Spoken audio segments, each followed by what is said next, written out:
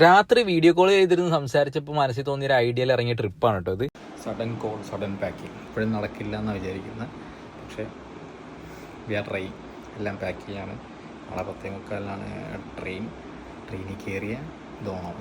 ട്രെയിനിൽ കയറാൻ പറ്റില്ല എന്നറിയില്ല. ഡ്രസ്സൊക്കെ എടുത്ത് വെച്ചു.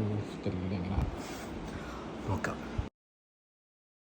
കഴിഞ്ഞ ദിവസം ട്രിപ്പിൻ്റെ കാര്യം പറഞ്ഞില്ലേ, നാളെ 10 മണിക്ക് ആ ട്രെയിനിൽ നിന്നൊക്കെ ട്രെയിൻ കയറൽ നടന്നില്ല, ക്യാൻസലായെന്ന് വിചാരിച്ചിരിക്കുകയായിരുന്നു. പക്ഷേ അങ്ങനെ വിട്ടുകൊടുക്കാൻ പറ്റിയില്ല.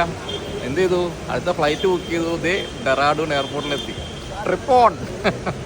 കുറച്ചേരം ട്രെയിനിൽ, കുറച്ചല്ല ജിസിയും ട്രെയിനിൽ വന്നിട്ടുണ്ട്.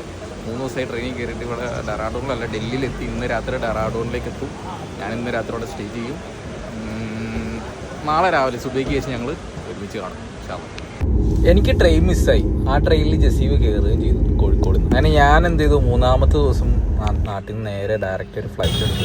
ഫ്ലൈറ്റിലൊക്കെ വന്നിറങ്ങി വഴിയിൽ കുത്തിരുന്ന് ഒരു ലോക്കൽ ബസ്സിൽ കയറി ദേരാപാരാകണ്ട് നടക്കുക.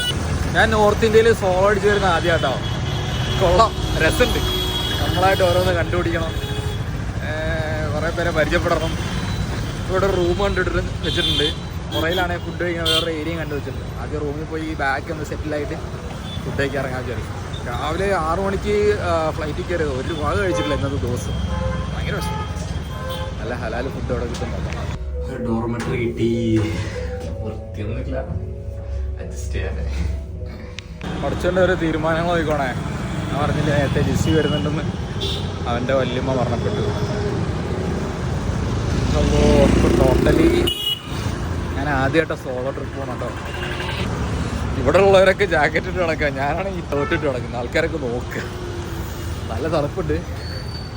അപ്പോൾ ഇനി ഡോർമെട്രി റെസ്റ്റ്.